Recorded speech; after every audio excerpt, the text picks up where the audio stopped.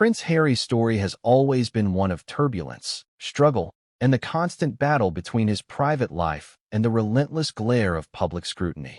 But what if the man who has fought his entire life to find a sense of belonging and truth suddenly discovered that the foundation of his new life was built on deception? What if, after years of being criticized for his choices, mocked for his decisions, and doubted for his loyalty to both the crown and his family, he finally received evidence that cut deeper than anything he could have ever imagined? This is where our story begins, with the whispers of DNA results that threaten not only Harry's marriage but the very essence of his identity as a father and a husband. Before we continue, please hit the like button, subscribe to the channel, and turn on the notification bell for updates. The beginning of this shocking scandal doesn't lie in a random test taken in secrecy, but rather in a series of doubts that have simmered beneath the surface for years. Those close to Harry have always described him as fiercely protective, sometimes suspicious, and deeply sensitive to betrayal. Memories of his mother's struggles haunted him. He often recalled Diana's pain when she realized the extent of the betrayal she faced within her marriage to Prince Charles. Harry's empathy toward his mother became the cornerstone of his choices. His decision to shield Meghan from the scrutiny of the press, his insistence on building a new life in California, and his readiness to challenge centuries-old traditions if it meant protecting his family. Yet, ironically, the same fierce loyalty that once made him Meghan's strongest defender would become the spark of the most explosive confrontation between them. To understand the gravity of what happened, one must first picture the serene backdrop of Montecito. The sprawling estate, nestled among palm trees, vineyards, and California sunshine, was intended to be Harry and Meghan's sanctuary. It symbolized freedom, independence, and the chance to raise Archie and Lilibet away from the cold corridors of Buckingham Palace. To outsiders, the Montecito mansion looked like the perfect castle for a couple who had chosen love over duty, freedom over tradition. But behind the gates and manicured lawns, the walls were not as strong as they seemed. The very place that was supposed to shield them from judgment became the setting for the most intimate and devastating betrayal of Harry's life. The whispers began subtly. Trusted aides and old friends who remained connected to Harry noticed inconsistencies in stories, unexplained absences, and moments where Meghan seemed too eager to brush away questions regarding their children's lives. For a man who had always lived under the microscope of tabloids, Harry was surprisingly trusting when it came to his wife. But the doubts grew louder over time. By the time the sealed DNA results landed in his hands, the tension had already started to gnaw at the corners of their marriage. These results didn't just confirm suspicion, they shattered the illusion. Imagine Harry in that moment, holding papers that stripped away everything he thought he knew about fatherhood.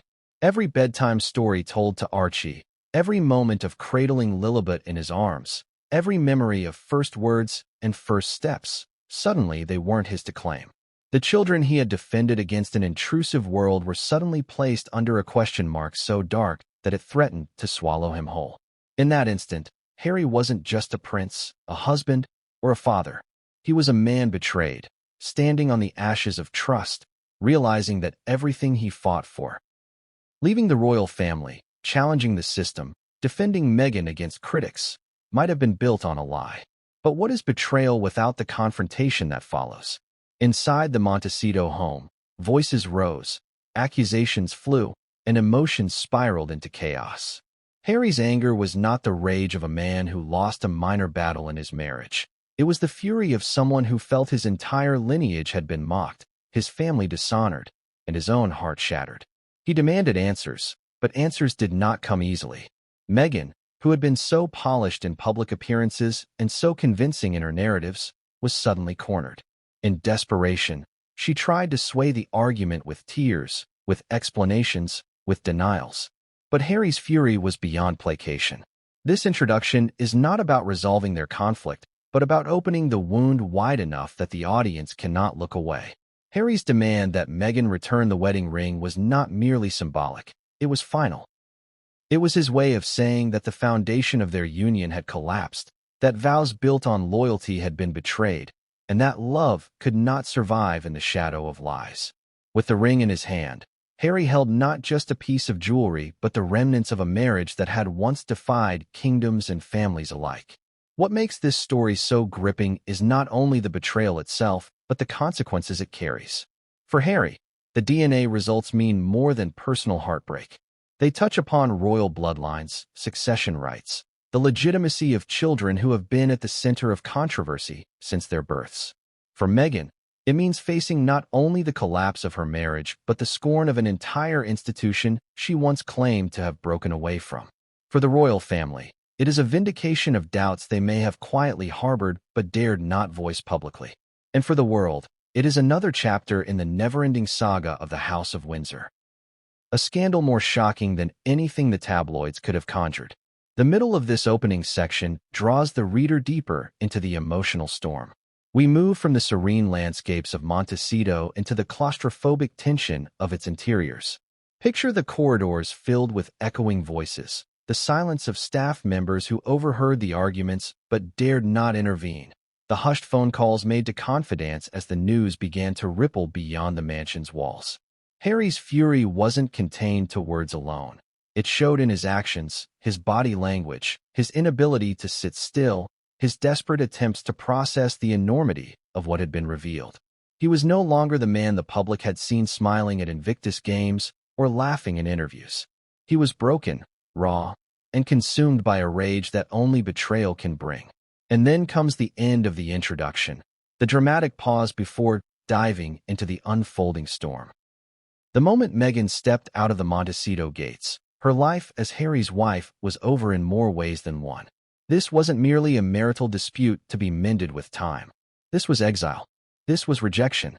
This was a prince reclaiming his dignity, even if it meant shattering the family he thought he had built. The image of Meghan leaving, stripped of her ring and cast out of the sanctuary they once shared, leaves the audience with a question too heavy to ignore. Where does the story go from here? This introduction has set the stage with high stakes, raw emotion, and irreversible consequences. The betrayal has been unveiled, the fury has erupted, and the players are now positioned for a confrontation that will reshape not only their personal lives, but also the narrative of modern royalty. The DNA bombshell revealed itself not in whispers, not in speculation, but in cold, clinical evidence written across official documents.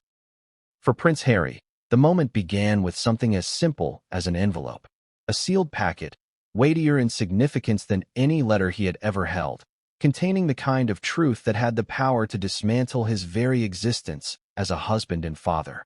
The words on the page did not shout, but they might as well have been thunderclaps inside his chest.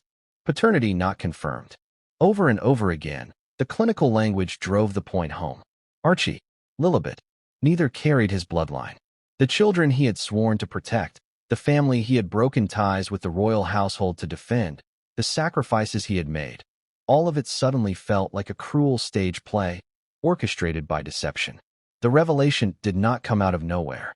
For months, maybe even years, there had been murmurs. Friends close to the couple recalled Harry's occasional questions, moments where doubts surfaced, only to be brushed aside in the chaos of public duties, interviews, and their life in California. Meghan had always been adept at shifting attention, redirecting focus with her characteristic mix of charm and emotion. But the whispers never fully died. Trusted allies of Harry, still connected to him from his military days or his circle in London, began quietly relaying concerns. There were stories that did not align, rumors of meetings in Meghan's past, unexplained absences. The suspicions grew louder until finally, someone insisted on proof. The very act of commissioning a DNA test was a betrayal in itself. It showed that somewhere deep down, Harry's trust had cracked. Whether he requested the test himself, or whether advisors pushed it upon him, is a detail shrouded in speculation. But what is known is that when the results arrived, the answer was unmistakable. The science did not lie. For a man who had grown up surrounded by rumors about his own lineage, the constant cruel speculation that James Hewitt, not Charles, was his biological father, the irony was crushing. He had fought so hard to distance himself from that pain, only to be confronted by it in the most devastating way possible, this time as the accused rather than the child caught in gossip. Imagine the scene in the Montecito study, the late California sun slipping through the large windows, casting long shadows over the desk where the papers lay. Harry's hands, trembling, clutching the pages, eyes scanning the words again and again as though repetition might change the truth. His chest tightens. His breath quickens. There are moments in life when time slows to a crawl, when every detail imprints itself forever. The faint sound of a clock ticking, the silence from the hallway, the weight of the air itself pressing down. Those were the sensations that defined Harry's reading of those results. The fury did not come immediately. At first, it was disbelief, a desperate attempt to rationalize. Could it be an error? A misprint? Could there have been tampering? But the documents were airtight, stamped with authenticity, verified by experts beyond reproach. There was no wiggle room, no loophole to cling to. Slowly, disbelief gave way to rage. The kind of rage that builds not as a sudden explosion, but as a consuming fire. He slammed the papers down, stood up, paced the room, muttering to himself in disbelief. The betrayal wasn't just from Meghan. It was the betrayal of trust, the destruction of identity, the mockery of everything he thought he had secured for his children. Meanwhile, Meghan's reaction to the DNA revelation remains a subject of endless speculation. Some sources claim she was blindsided, caught off guard by Harry confronting her with the papers in hand. Others insist she knew the day would come and had rehearsed her responses. But what's certain is that her world began unraveling the moment Harry's eyes locked on hers, filled not with the warmth of love, but with a searing, uncontainable fury. He demanded answers. He demanded explanations. He demanded truth where lies had once lived comfortably. For Harry, the bombshell carried more weight than just the collapse of his marriage. It carried royal consequences. The legitimacy of Archie and Lillibut had always been a matter of public interest, whispered in tabloids and questioned by critics of Meghan. Now, with DNA evidence contradicting everything he had defended, the scandal reached beyond personal heartbreak into national and international debate. What did it mean for succession? For titles? For the monarchy's already fragile image? For a prince who had once believed he could create a life outside the system. The system now seemed poised to drag him back in, whether he liked it or not. What makes this revelation even more devastating is the contrast between Harry's sacrifices and what he received in return. He gave up his military roles, his home, his privileges, his relationship with his brother and father, all to stand by Meghan and the children. He endured mockery, isolation, and criticism from the British press, all in the name of protecting the family he believed was truly his own. The DNA test, cold and indifferent, stripped all of that loyalty bare. It told him that his sacrifices had been in vain, that the very family he fought to shield was not even his by blood. The irony cut like glass. But let us pause and consider the symbolic nature of this revelation. In royal history, bloodlines are sacred. Dynasties rise and fall on the legitimacy of heirs. For centuries, questions of paternity have ignited wars, toppled monarchs, and fueled endless court intrigues. Harry's discovery is not just a modern scandal. It is a continuation of a story as old as monarchy itself. The difference here is that the world is watching in real time. Social media amplifies every whisper, tabloids churn every angle, and public opinion divides sharply. Some rally to Harry's side, expressing sympathy for his betrayal. Others turn their wrath toward Meghan, condemning her as the orchestrator of deceit. And still others gloat, seeing it as vindication of long-held suspicions. In the middle of this storm, one man stands alone, his trust obliterated, his marriage crumbling, and his children's identities under siege. The DNA bombshell is not just information. It is the spark that sets the inferno ablaze. It is the turning point where love turns to fury, where unity fractures into exile, and where the private pain of betrayal becomes the public scandal of the century. Harry's fury deepened with every hour that passed after the revelation of the DNA results. He was no longer the smiling royal on magazine covers, no longer the soldier who once stood with pride alongside his comrades, and no longer the man who believed he had escaped the shadow of his past by building a family of his own. The DNA proof had stripped him bare. It had forced him to confront the very thing he had feared since boyhood, betrayal from those closest to him. Now, instead of being the child scarred by rumors of his parentage, He was the father forced to accept that his own children were not his by blood. This emotional paradox carved at him, slicing away the calm exterior he had worked so hard to maintain. Inside the Montecito mansion, silence was replaced by chaos. Meghan avoided his eyes, her usual composure shattered.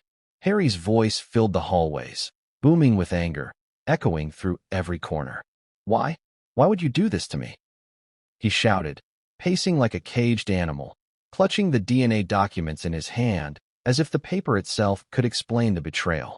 Staff members reportedly retreated to their quarters, the air heavy with dread. The man they once described as compassionate and warm had been overtaken by a storm of wrath no one could temper. Harry's meltdown was not just about the papers. It was about years of trust crumbling in an instant. He had defended Meghan against every critic, stood by her against the monarchy itself, and sacrificed the life he once knew.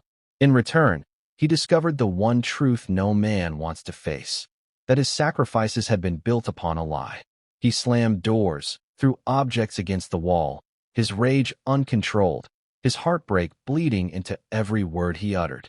His military discipline, the training that had taught him how to keep calm in the most hostile environments, abandoned him completely. For once, the prince was not a soldier, not a polished royal, but a man reduced to raw human pain. What made the meltdown even more intense was the contrast between Harry's public image and his private torment. Only weeks before, he had been seen smiling at charity events, making speeches about resilience, and speaking passionately about mental health. To the world, he was the advocate who understood pain and sought healing. But behind closed doors, he was unraveling. Every time he looked at photographs of Archie and Lilibet, his chest tightened with confusion and grief. Were those memories even his to cherish anymore? The bedtime stories, the laughter, the hugs, did they belong to him, or had they been stolen by deceit? At one point, sources claim, Harry sat alone in the study, clutching a framed picture of his children, tears staining his face. The man who had once spoken proudly about fatherhood now questioned whether the very word father applied to him at all. The anger turned inward, mixing with guilt, regret, and self-loathing. How did I not see it? How could I have been so blind? He muttered repeatedly, his voice breaking.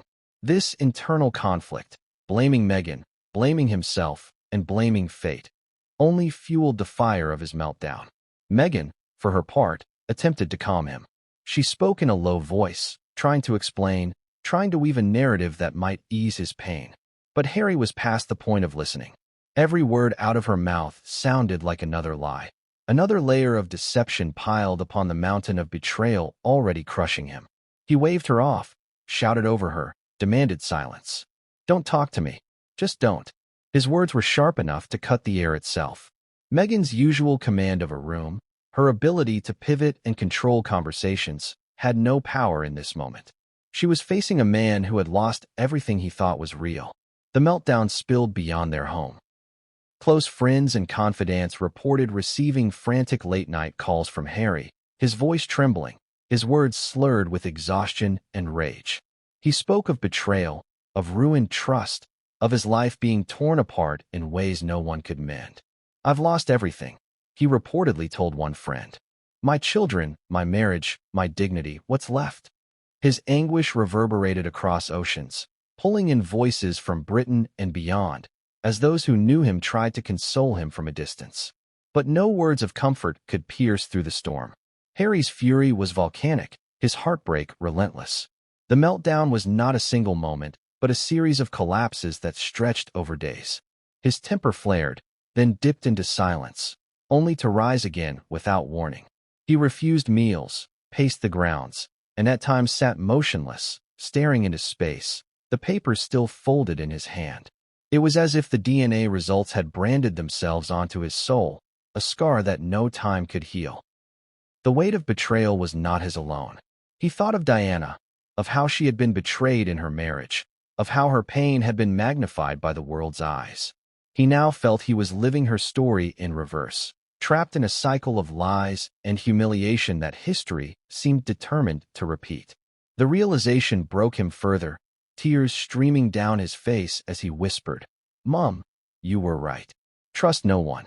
Harry's meltdown was more than a private collapse. It was a declaration that the fairy tale the world thought it saw in Montecito had shattered beyond repair. Every moment of fury, every tear shed, every word shouted in anguish painted a picture of a man whose heart had been ripped apart by the very person he trusted most. And though staff members remained silent and friends refused to comment publicly, the echoes of his breakdown traveled far, ensuring that the world would eventually know that Prince Harry, once so determined to rewrite his own destiny, had been brought to his knees by the cruelest betrayal of all. The storm inside Harry's heart did not pass quickly. Night after night, the Montecito estate felt less like a sanctuary and more like a prison where every room reminded him of lies. The meltdown was not one outburst, not a single moment of rage and tears. It was a chain reaction that consumed him. He woke at odd hours, sometimes pacing the balcony in the cool California night, sometimes slamming doors that startled even the guards outside. His fury lived side by side with despair, and the two twisted into something unbearable. Those who knew Harry well described him as a man unraveling, a prince turned into a shadow of himself. What cut deepest was not just the betrayal, but the humiliation. Harry had stood before the world countless times to defend Meghan, to shield their family from attacks, to insist that their love was real and their family untouchable. Every insult he had endured from the press, every strained conversation with William, every cold stare from Charles. He had borne it all with the conviction that he was protecting his wife and children. Now, as he stared at the DNA reports, he realized he had been the fool in a cruel drama. He had walked away from crowns, titles, and duty, only to lose the very family he thought he had preserved. Inside the house, the atmosphere was unbearable. Meals went untouched, laughter ceased, and staff members avoided the couple as though afraid of being caught in the crossfire. Meghan, often the master of composure, looked visibly shaken. Her usual confidence, the practiced smile, the polished explanations, could not mask the cracks. She tried to speak, to explain, but Harry's anger was like a wall she could not scale. Every attempt she made to justify or soothe only deepened his rage. "You don't get to explain," he roared during one confrontation, his voice echoing across the high ceilings. "You lied to me, to them, to the whole world." For Harry, the meltdown was not only about Meghan, it was about himself. He began questioning his own instincts, doubting every decision he had made since the moment he left the United Kingdom. Had he been blinded by love? Manipulated by sympathy? Was he the architect of his own downfall? The self-loathing added fuel to his fire. He shouted, not just at Meghan but at himself, punching the air, pounding his fists against tables, as if punishing his own naivety. The walls of Montecito bore witness to a man at war with his own soul. Friends from Britain tried to reach him. Old companions from his army days, men who had once fought beside him in Afghanistan, called late at night, urging him to stay calm, reminding him of the strength he had always shown in the face of adversity. But Harry's pain was beyond words of encouragement. He muttered to them about betrayal, about how nothing in his life seemed real anymore. "I gave her everything," he confided to one. "My loyalty, my love, my life. And she gave me nothing but lies." The meltdown also revealed itself in his physical state. His once energetic frame seemed weighed down, shoulders slumped, his face etched with lines of exhaustion. Some claimed he barely slept, surviving on restless hours and bursts of rage. Others said he refused to eat, surviving instead on coffee and whiskey, pacing endlessly as though movement might burn away the anger inside him. His hair, once neatly kept, looked unkempt. His eyes, red and swollen from sleeplessness, mirrored the torment that ravaged him. At the heart of his collapse was the cruelest question of all. What did this mean for Archie and Lilibet? He had carried them in his arms, heard their first words, laughed at their innocent joy. He had imagined their futures, told stories of Diana so they would know their grandmother through him. Now, each memory was poisoned with doubt. Were they his children to claim? Would they one day grow up to discover the same papers he held in his hands, realizing that the man they called Papa was not theirs in blood? This thought was unbearable. The meltdown reached its sharpest peaks whenever Harry dwelled on the children. He tore at his hair, buried his face in his hands, and shouted into the night as though the silence itself mocked him. Even the walls seemed to betray him. The framed photographs of their wedding, once symbols of a love story that defied tradition, now looked like relics of a grand illusion. Harry ripped one from the wall, the glass shattering across the floor, as he shouted, "It was all a lie." His fury echoed through the halls, a sound so raw that staff whispered about hearing it from across the estate. Yet amidst the chaos, there were quiet moments that revealed the depth of his despair. On more than one occasion, Harry was found sitting silently on the edge of his bed, staring at nothing, the DNA papers clutched tightly in his hand, as though letting go would mean accepting the truth. Tears streaked down his face, but his expression was not just sorrow. It was emptiness, the kind of hollow stare that comes when a man realizes the life he built has crumbled beneath him. The meltdown had no single climax, no final scream or broken object that ended it. It dragged on, consuming day after day, hour after hour, each wave of fury followed by silence, each silence broken by another eruption. For Meghan, it was a nightmare from which she could not wake. For Harry, it was the dismantling of his world. And for those who caught even glimpses of the chaos, it was proof that the fairy tale had ended in ashes. This was the meltdown of a man who had lost everything: his trust, his pride, his certainty, and perhaps even his sanity. The walls of Montecito, built to keep the world out, had instead trapped within them the cries of a prince destroyed by betrayal. The meltdown section now closes, not with resolution, but with the lingering question of how Harry could possibly rebuild from the wreckage of this truth. Meghan's desperate defense began the moment she realized the papers in Harry's hands were not rumors, not speculation, but undeniable DNA results. For years, she had been able to control the narrative. She had managed the press, shifted public opinion, and spoken with a conviction that convinced millions that her truth was the truth. But standing in front of Harry, his face flushed with rage and streaked with tears, she no longer held control. The one person whose faith she had relied upon unconditionally was staring at her like a stranger, demanding answers she could no longer avoid. Her first instinct was denial. She insisted the documents were wrong, that errors in the testing could happen, that people had manipulated the results to destroy their family. She pointed to the monarchy as the invisible hand behind the scandal, insisting that enemies within the palace had orchestrated this to break them apart. "Harry, can't you see?" she pleaded. "They've always wanted to destroy us. This is just another trap, another weapon against us." But her words carried less weight now. Harry had heard her speak of traps and enemies for years, yet this time he was holding hard evidence in his hands. No conspiracy theory could erase the clinical clarity of the report. When denial faltered, Meghan shifted into emotion. She broke into tears, her voice trembling, her body shaking as she dropped to her knees in front of him. She clutched at his hands, begging him to remember their journey, their love story, their vows. "We've been through so much together," she cried. "Don't let this one thing destroy us. You know me, you know my heart. You know I've loved you every single day." Her performance was powerful, but Harry was no longer a man blinded by charm. His eyes, once soft and forgiving, now burned with fury and disappointment.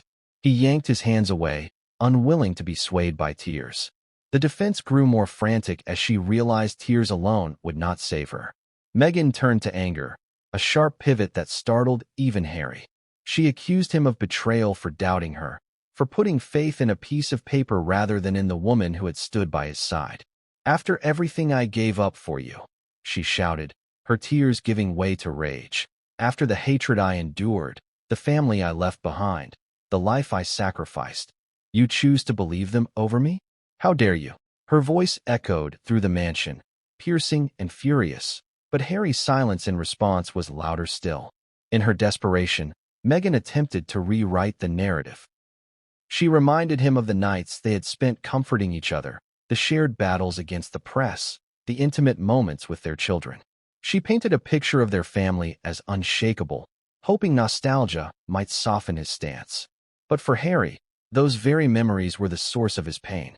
Every bedtime story, every kiss on the forehead, every moment of fatherly pride was now tainted by the possibility that none of it belonged to him. Her words, instead of mending the wound, twisted the knife deeper. When emotional appeals and anger failed, Meghan's defense shifted once more. to manipulation cloaked in vulnerability. She spoke of her fears, of the loneliness she had felt, of the pressure she had endured as an outsider in the royal world. She painted herself as a victim of circumstance, a woman forced to make impossible choices in the face of hostility. "You don't know what it was like for me," she whispered through sobs. "You'll never know what I went through just to survive." This line of defense was familiar. Meghan had used it successfully in interviews and public appearances. But this time, her audience was not the sympathetic public. It was a husband whose faith had been shattered. Harry listened, but his jaw tightened, his fists clenched, his expression unmoved. There were moments when Meghan's desperation bordered on hysteria. She followed Harry through the house, pleading, grabbing at his arm, insisting that their love could overcome even this. "Don't throw us away, don't throw me away," she begged, her voice cracking. But each step she took closer only seemed to push him further away. Harry's body stiffened, his face turned to stone, his silence more painful than any shout. The harder she fought to hold on, the more determined he became to let go. In the quiet hours of the night, Meghan tried again. She found him sitting alone, staring at the DNA documents, his face pale and tired. She approached gently, her voice soft, her words deliberate. "Harry, we can fix this. We can protect our family. We don't have to let them win." She offered solutions, retesting, legal action, controlling the narrative before the press exploded with the story. She clung to strategy when emotions failed, hoping that the planner in Harry, the man who understood war and tactics, might see sense in fighting the battle together. But Harry shook his head, his voice low and final. "It's not about them. It's about us. And you broke us." Perhaps the most haunting part of Meghan's defense was the absence of truth. At no point did she admit fault. At no point did she confess to any wrongdoing. She clung instead to half-truths, diversions, and manipulations, knowing that an admission would end any chance of survival. Her desperation was not just about love. It was about survival, reputation, and legacy. Without Harry, her position in the world collapsed. Without Harry, the carefully built brand of a modern royal couple crumbled into dust. The defense dragged on for days, each attempt weaker than the last, until Meghan's voice grew hoarse from pleading, her body exhausted from fighting an unwinnable battle. She had used denial, emotion, anger, manipulation, and strategy, but none of it pierced the armor of betrayal that now shielded Harry's heart. He was no longer the man who had once believed in her unconditionally. He was a man betrayed, a man hardened by truth, a man unwilling to be fooled again. The desperate defense ended not with reconciliation, but with silence. Meghan sat on the edge of the bed, her face buried in her hands, her sobs muffled by exhaustion. Harry stood by the window, the DNA papers still in his grip, his eyes fixed on the horizon as though searching for a future beyond the ruins of their marriage. The gap between them, once filled with laughter, vows, and dreams, was now an unbridgeable chasm. Meghan had defended herself with everything she had, but nothing could rebuild what the DNA proof had destroyed. As the days dragged on, Meghan's desperate defense shifted into cycles, each one a repetition of denial, pleading, and anger. When Harry ignored her, she would cry louder, as if her tears alone might soften his heart. When he confronted her with icy silence, she tried to fill the space with words, endless streams of explanations and stories designed to confuse and exhaust him. It was a tactic that had worked before in interviews and public life, where she always found a way to reframe the narrative. But this time her audience was not the world, not the cameras, but the man who had loved her more fiercely than anyone else ever had. He was not listening, and she knew it. There were moments when Meghan's performance felt almost theatrical. She would throw herself into Harry's path, blocking him in doorways, clutching her chest as if the very act of his silence was breaking her heart. She would fall onto the couch dramatically, sobbing uncontrollably, declaring that she was the most misunderstood woman in history. "You don't know what it's like to live in my skin," she cried. "You never understood what I had to endure." Her words were laced with both pain and accusation, twisting her own victimhood into a weapon against him. But Harry, hardened now, simply stared past her, his face set in grim determination. At other times, Meghan resorted to tenderness, speaking softly, lowering her tone to a whisper. She would bring up memories of the early days, the secret garden wedding they claimed to have before the official ceremony, the quiet moments of holding Archie as a newborn, the nights in Frogmore Cottage where they dreamed of a new life together. She would smile through tears, painting a picture of love that was once unshakable. "We were unstoppable once," she whispered. "Don't let one test take all that away." But for Harry, those memories were poisoned. Instead of warmth, they filled him with rage. Every recollection reminded him of how easily he had been fooled. When Harry still refused to yield, Meghan turned her defense outward. She began blaming others, the press, the monarchy, his family. She insisted that William had always despised her, that Charles had plotted against them, that courtiers in the palace would stop at nothing to see them destroyed. "This is what they wanted, Harry," she said firmly. "They wanted us divided, broken. They planted this doubt in you." She tried to turn his anger into shared outrage, redirecting his fury toward the institution he already distrusted. But the documents in his hand weren't from courtiers or tabloids. They were from an independent lab. No royal aide could manipulate DNA. Her desperation grew more frantic with each failure. She began pacing the mansion at night, following Harry from room to room, begging for him to at least listen. Her voice carried through the halls, sometimes in sobs, sometimes in shrieks. "You can't do this to us," she screamed one night. "You can't destroy our family over this." Harry's response was cold, his voice like steel. "You destroyed it the moment you lied." The exchange silenced even the night air, the finality of his words cutting through her cries. In her weakest moments, Meghan tried one last card, the children. She reminded Harry of Archie's smile, of Lilibet's laugh, of the way they clung to him as their father. "They need you," she said. "No matter what a piece of paper says, you're still their dad." It was a powerful plea, one that touched the core of Harry's torment. His love for the children was undeniable, his bond with them unbreakable. But the DNA proof had poisoned that bond with doubt. Instead of softening, it broke him further. He collapsed into a chair, clutching his head, sobbing quietly while Meghan stood over him, trying to twist his grief into reconciliation. But Harry was not the man he once was. He had been broken too many times, fooled too many times, and the pain now hardened into resolve. Meghan's desperate defenses, whether tears, accusations, or manipulation, were no longer enough. For the first time in their marriage, Harry saw her clearly, stripped of charm and pretense, revealed as the architect of his undoing. Every plea sounded hollow, every tear looked staged, every touch felt like manipulation. His silence spoke louder than her cries, his withdrawal more powerful than her words. The final attempt came late one evening. Meghan, exhausted and worn, stood before him with trembling hands, her voice raw from days of pleading. "If you do this," she whispered, "you'll regret it for the rest of your life. We'll never recover. You'll be alone, and they'll laugh at you. Is that what you want?" Her words were meant to frighten him into submission, to make him fear the loneliness that awaited him if he cast her out. But Harry's reply was steady, cold, and final. "I'd rather be alone than live with lies." That was the moment Meghan knew her defenses had failed. She sank into silence, her sobs subsiding into quiet gasps, her eyes fixed on the floor. Harry stood tall, his fists clenched at his side, the DNA papers still folded in his pocket. The desperate defense had reached its end, and with it, the last fragile threads of their marriage snapped.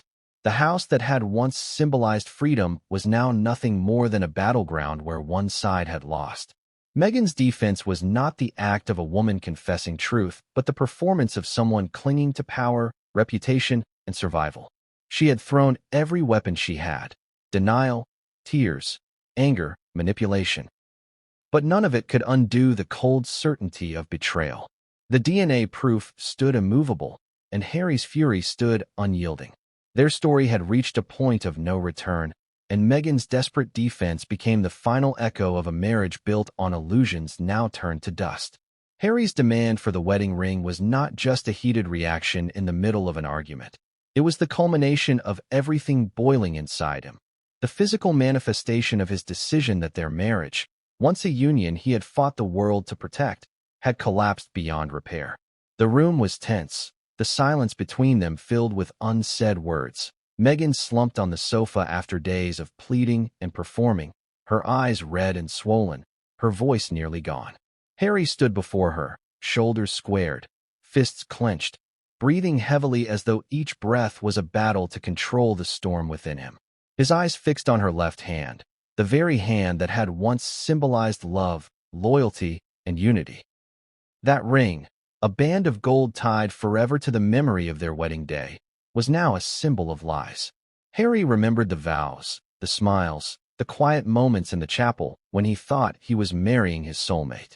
He remembered slipping the ring onto her finger, believing that act bound them together against the world. Now, staring at it, all he saw was betrayal, deception, and humiliation. His voice broke the silence, sharp and commanding. "Take it off." Meghan looked at him, confused, stunned by the suddenness of his demand. But Harry's tone left no room for doubt. "Take off the ring. Now." Everywhere he turned, the questions remained. They followed him in the garden. Meghan's hands trembled as she instinctively pulled them closer to her chest, shielding the ring as though it were her last piece of armor. Her eyes widened, tears returning as she whispered, "Harry, please, it doesn't have to come to this. It's just a ring. It doesn't mean what you think it does." But to Harry, it meant everything. That ring had been his promise, his leap of faith, his ultimate sacrifice. To let her keep it would be to admit defeat, to allow the lie to continue. His voice rose, filled with anger that rattled the walls.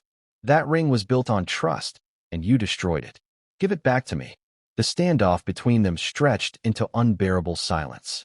Meghan tried again, her tone soft, her words dripping with desperation. "This ring is a part of me. It's part of us. If you take it away, you're saying everything was a lie. Are you really ready to do that?" Harry stepped forward, his eyes blazing. "It already was a lie. You made it one the day you betrayed me. That ring does not belong to you anymore." Slowly, with trembling fingers, Meghan began to twist the ring. Her movements were hesitant, her face contorted with resistance, as though by removing the band, she was peeling away the last thread holding her life together. Harry's gaze never left her hand, watching, waiting. Finally, the ring slid free. For a moment she held it in her palm, staring at it, her tears falling onto the golden band. Then, reluctantly, she extended her hand. Harry snatched it away, gripping it tightly, his jaw set in grim finality. In that moment, the power shifted entirely.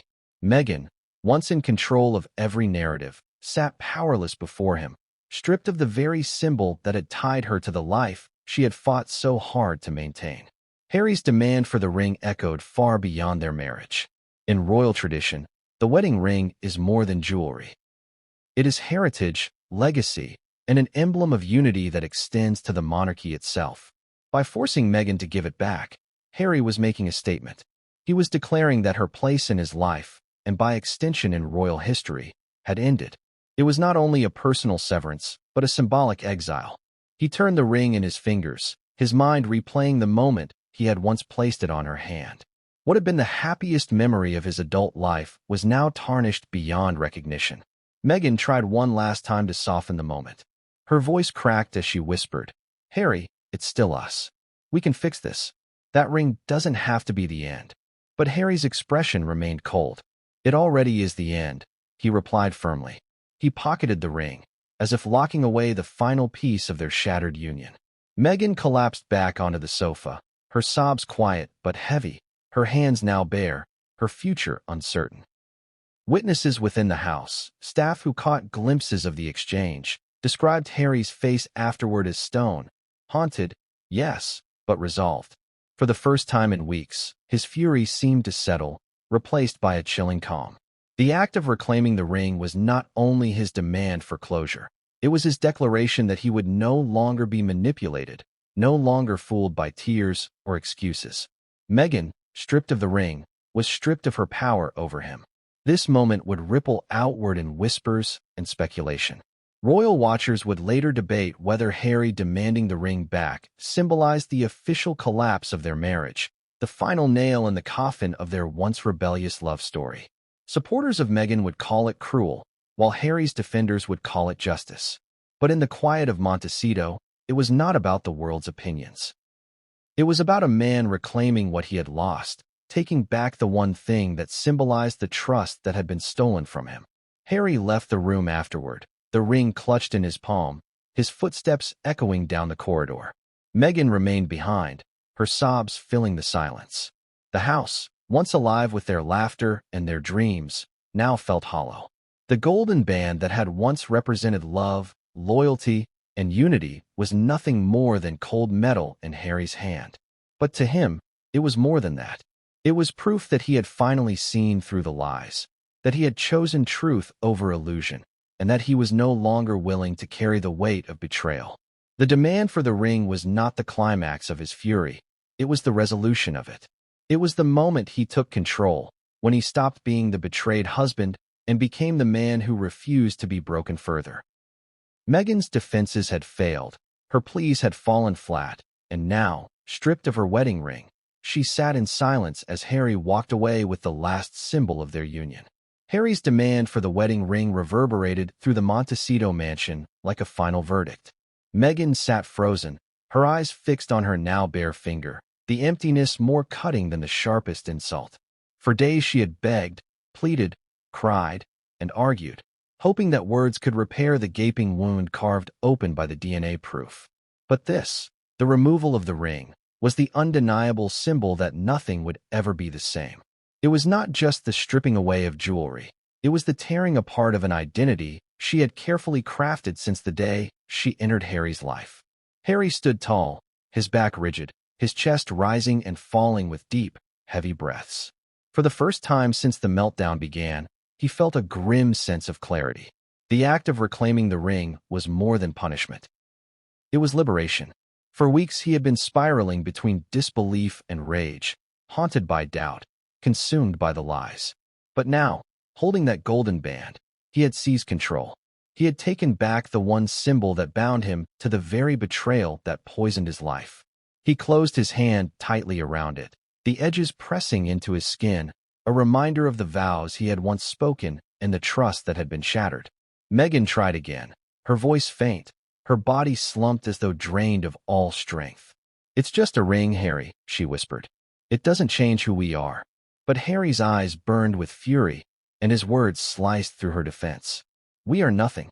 That ring was the promise of loyalty, of truth, of love. You broke every single part of it. Without truth, there is no us. Without loyalty, there is no marriage. Without trust, there is no ring." His voice, though steady, carried the weight of finality, leaving Meghan speechless. The demand for the ring was more than personal, it was historical. Harry knew what rings had meant in his family. His grandmother, Queen Elizabeth, had worn hers as a lifelong symbol of devotion.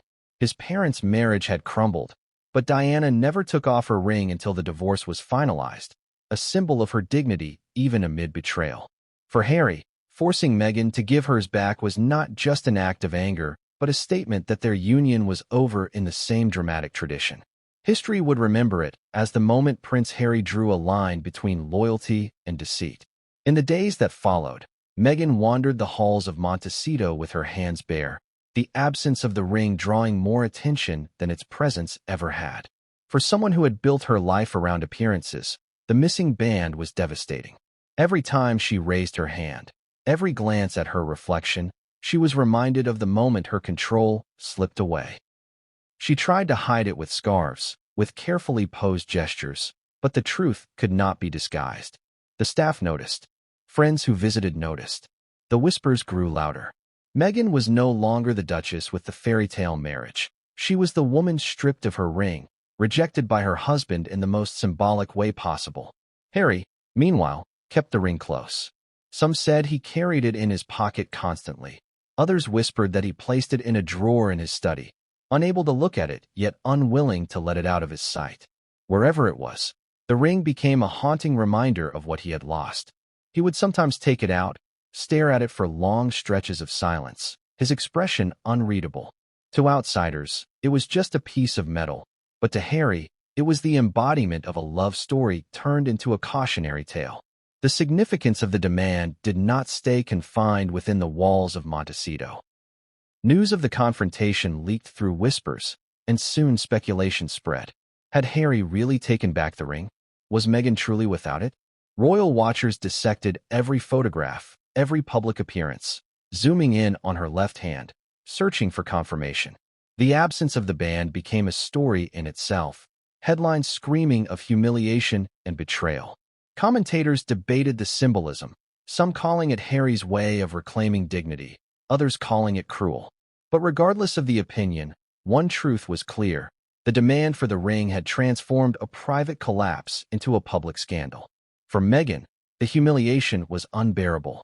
The ring had been her shield, her proof to the world that she had conquered the British establishment by winning the heart of a prince. Without it, she was exposed, vulnerable, and diminished. She tried to downplay it, telling confidants that the ring was simply being resized or cleaned, but the truth weighed heavily. Every lie she crafted to cover the loss only deepened the shame.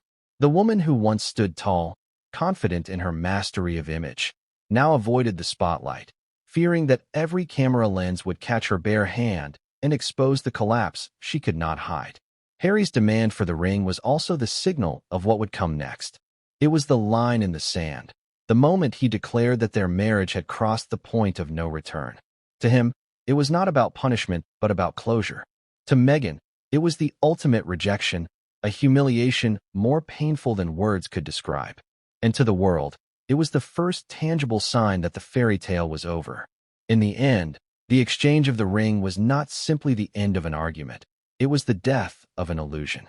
Harry's fury had crystallized into action, Meghan's defenses had collapsed into silence, and the golden band that once symbolized unity was now a token of betrayal. The marriage that once captivated the world had been reduced to a bare hand, a clenched fist, and a pocketed ring. The expulsion from Montecito was not a sudden explosion of shouting and slammed doors, but a slow and agonizing unraveling that ended with a single decisive command from Harry: leave. For Meghan, the mansion had been more than a home. It was her fortress, her palace in exile, the stage upon which she had built the life she claimed was free from the suffocating grip of the crown. For Harry, it had been a dream of peace, the place where his children would grow up away from the rigid traditions of the United Kingdom. Now, the very estate that was supposed to symbolize independence and sanctuary had become the site of their destruction. The moment began after days of confrontation, when Harry, hollow-eyed from sleepless nights, finally stood his ground with unshakable clarity. Meghan sat in the living room, her face pale and streaked with tears, surrounded by the remnants of arguments that had filled every corner of the house. The coffee tables were littered with tissues, half-empty glasses of water, and untouched plates of food. The air was thick, not with love or laughter, but with bitterness and silence. Harry walked in, his voice steady, his tone stripped of hesitation. "You need to leave. This house is no longer yours." Meghan froze. For all her desperate defenses, for all her attempts to twist the narrative and appeal to his emotions, she had not anticipated that Harry would take it this far. She had believed he would rage, cry, perhaps even threaten, but to force her out of Montecito, the home they had built together, was unthinkable. "You can't mean that," she whispered, her voice trembling. "This is our home. This is where our children live." Harry's response was chilling. "This was our home, but you poisoned it. Pack your things. You're leaving today." The command struck her like a physical blow. Meghan's hands shook as she tried to stand, her knees nearly buckling. She pleaded again, her voice rising, tears falling freely. "Harry, please, don't do this. Think about Archie, think about Lilibet. They need both of us here." But Harry was unmovable. His face, once so easy to read with emotion, was now carved in stone. "They need honesty. They need truth. They need a father who isn't living a lie. You've taken enough from me. You won't take this house too." What followed was a scene of chaos and humiliation. Meghan moved through the mansion, pulling clothes from closets, gathering jewelry, stuffing personal belongings into bags with trembling hands. Her once majestic stride was reduced to frantic pacing, her confidence stripped away as staff members quietly watched from the shadows. No one dared intervene. The very people who once bowed to her requests now stood silently, their eyes lowered, witnessing the Duchess of Sussex being escorted out of the estate she once ruled. Neighbors reported unusual activity that day. Black SUVs pulled up to the gates, security teams stood at attention, and boxes were carried from the house into waiting vehicles. Through the tinted windows, Meghan's tear-streaked face was briefly visible, her hands clutching at her belongings as though they were the only remnants of a life now crumbling. For the wealthy residents of Montecito, it was a spectacle that spread like wildfire. Whispers moved quickly from one estate to the next. Meghan Markle was leaving, and she was not leaving on her own terms. Inside, the atmosphere was even heavier.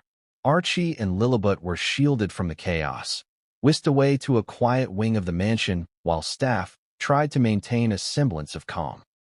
Meghan's sobs echoed through the halls, mixing with the sound of zippers and the scraping of boxes across marble floors. She begged Harry one last time, standing in the doorway with her bags at her feet. "Please, don't make me go like this. Don't make me look like a failure in front of the world." But Harry did not soften. He simply turned his back, his words low but final. "You made me a failure the moment you lied. Leave." Her departure was both dramatic and pitiful. Security escorted her to the waiting cars, their faces expressionless, their movements efficient.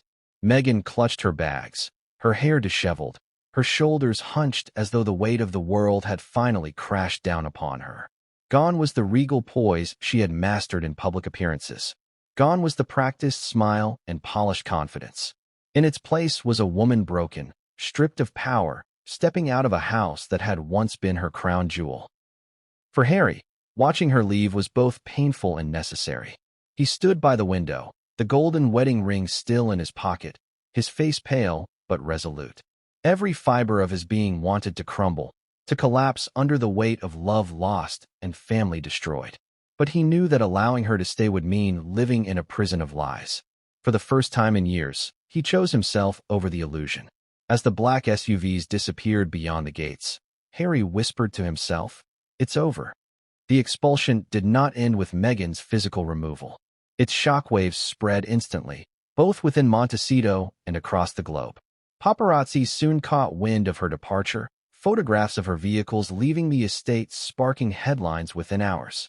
Meghan, forced out of Montecito, became the story splashed across tabloids. Social media flooded with speculation, and the narrative shifted in ways she could no longer control.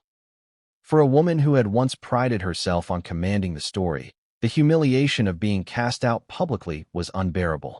In the mansion, silence fell after her departure. The rooms, once filled with arguments and desperate pleas, now echoed with emptiness.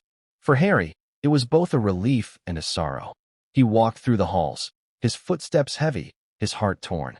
He had chosen to reclaim his dignity, to expel the source of his betrayal, but the cost was staggering. He was alone, his children asleep in another wing, the house hollow without the presence that had once filled it with laughter and chaos. Meghan's expulsion from Montecito was the inevitable conclusion to the storm that had erupted with the DNA proof. It was not just the end of her time in the mansion, but the collapse of the illusion she had fought to maintain. She left not as a duchess, not as the wife of a prince, but as a woman exiled from the sanctuary she had once claimed as her victory.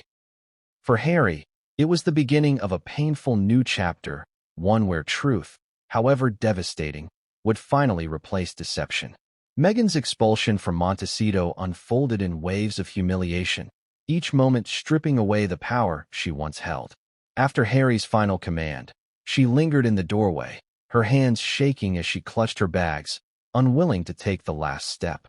For years, she had been in control of the narrative, of the household, of the very image they presented to the world.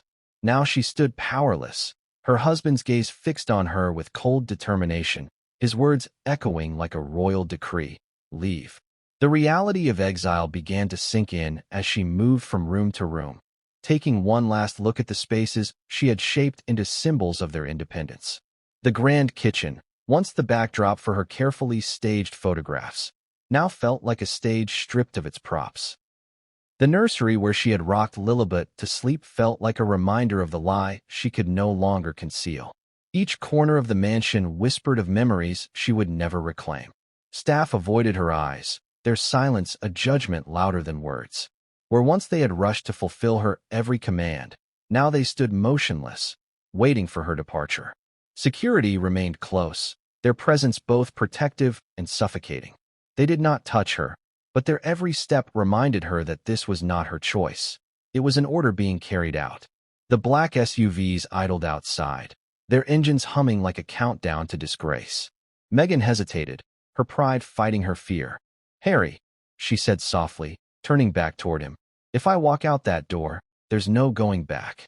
Her voice trembled, her last attempt to sow doubt. But Harry, standing rigid near the window, did not even turn. "There is no going back," he answered. The moment she crossed the threshold, the illusion of Montecito collapsed. Photographers had not yet arrived, but whispers had already begun among neighbors and staff. Montecito, home to celebrities and billionaires, thrives on silence, but gossip travels quickly in hushed tones behind closed gates. By nightfall, the story would begin its journey into tabloids and headlines. Meghan's exit was not hidden. It was witnessed, remembered, and destined to become another scandal attached to her name. Her departure was not graceful. Bags were hastily packed, belongings stuffed into boxes without care. Assistants, unsure of how much to take, erred on the side of too much, loading vehicles with clothes, jewelry cases, and personal items. In the rush, smaller things were left behind: framed photographs, children's toys, trinkets collected on travels. Each forgotten item would later haunt Meghan, reminders of the home she lost not through tragedy, but through betrayal exposed. As the convoy of SUVs pulled away, Meghan sat silently in the back seat, her hands clasped tightly in her lap, her ring finger bare. She glanced once at the rearview mirror, watching the mansion fade from view, her eyes wet with tears she could not control. This was not how she had envisioned her life when she walked down the aisle in Windsor, when she imagined escaping the confines of Buckingham Palace for freedom under California sun. Instead of freedom, she had found exile. Instead of triumph, disgrace. Inside, Harry stood watching until the last car disappeared through the gates. His reflection in the window stared back at him, a man both victorious and devastated. The silence of the house was suffocating, yet it brought with it a strange peace. He had done what he thought he could never do: cut her out, reclaim his dignity, and end the charade. But the weight of the decision pressed heavily on his chest. He leaned against the window frame, his hand slipping into his pocket to touch the cold metal of the wedding ring he had reclaimed. The band pressed against his palm like a reminder of both love lost and strength regained. The staff whispered of Harry's expression that evening.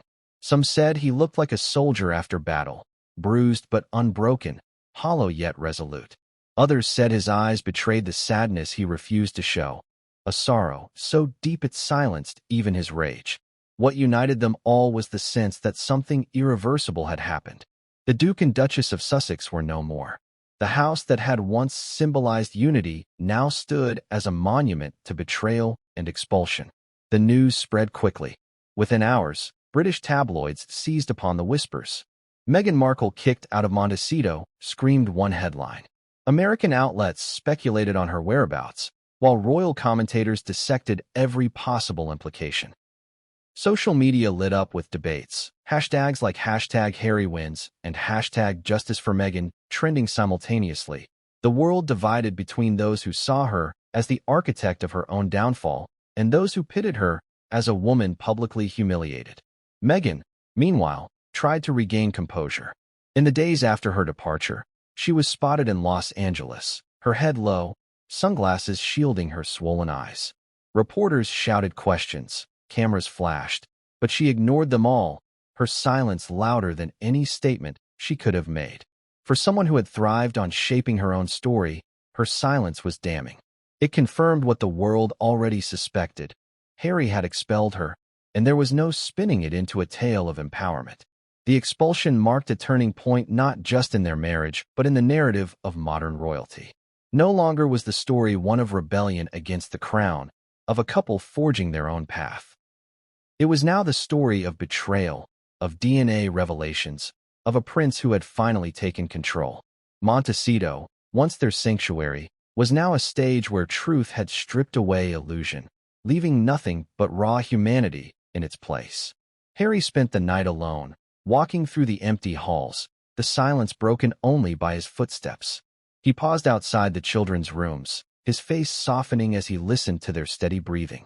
For them, he would remain present, no matter what the DNA said. But as for Meghan, her presence in his life was over. The expulsion was final. The questions surrounding Archie and Lilibet began almost immediately after Meghan's departure from Montecito. The DNA results had not only destroyed Harry's trust in his wife, but had also cast a long, dark shadow over the two children he had believed were his. For a father who had once cradled them with pride, every embrace now carried the weight of doubt. It was a torment unlike any other, one that reached into the deepest parts of his soul. He loved them fiercely, with every fiber of his being, but the cold certainty of science had poisoned that love with questions he could not silence. The image of Archie's smile, once a source of pure joy, now left Harry in agony.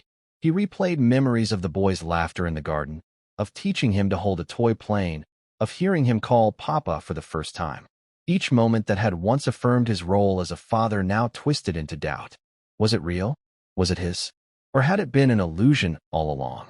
Lilibet, still so young, was another wound. Harry remembered holding her for the first time, tears streaming down his face as he whispered to her about Diana, promising she would know her grandmother's spirit through him. Now he wondered if the promise even belonged to him to make. The legal implications of the DNA revelation weighed heavily on his mind. In the eyes of the world, Archie and Lilibet were his children, his heirs. They carried the Sussex name, they were photographed as royals, and they were tied to the monarchy by blood, or so everyone believed. But the test results threatened to unravel all of that. If he was not their biological father, what did that mean for their place in the line of succession? Could they still hold royal titles? Would their legitimacy be challenged in courts, in tabloids, or even in history books? Harry knew the monarchy valued bloodline above all else. It was a cruel truth he had tried to escape, but now it returned with a vengeance, ready to erase the very children he loved from the record of royal lineage. Beyond the legal and historical implications was the unbearable emotional weight. Harry was a man who had longed for family, for stability, for a bond unbroken by betrayal. Losing his mother at such a young age had scarred him, and he had sworn to give his children the love and security he never had. To now face the possibility that they were not his by blood tore at that vow. His mind became a battlefield, torn between science and heart. The DNA test told him they were not his, but his memories, his love, and his experiences screamed otherwise. They are still mine, he whispered to himself on sleepless nights, as if saying it could make it true. For Meghan, the children became her last line of defense. Even as she packed her belongings, she reminded Harry that whatever had happened between them, the children were still innocent. They love you, she pleaded. You're the only father they've ever known. Don't let this take that away. But her words only deepened the torment. It wasn't about whether the children loved him. It was about whether their very existence in his life was built on truth or lies. Harry could not escape the thought that every bedtime story, every kiss goodnight, had been overshadowed by deception. The public, too, was quick to question. Whispers spread across social media, tabloids ran stories, and commentators speculated on the children's future. Some voices were cruel, suggesting that Archie and Lilibet should be stripped of their titles, erased from the royal family tree. Others defended them fiercely, arguing that children should never bear the burden of adult betrayals. The debate raged, each headline adding fuel to the fire that Harry was already struggling to control.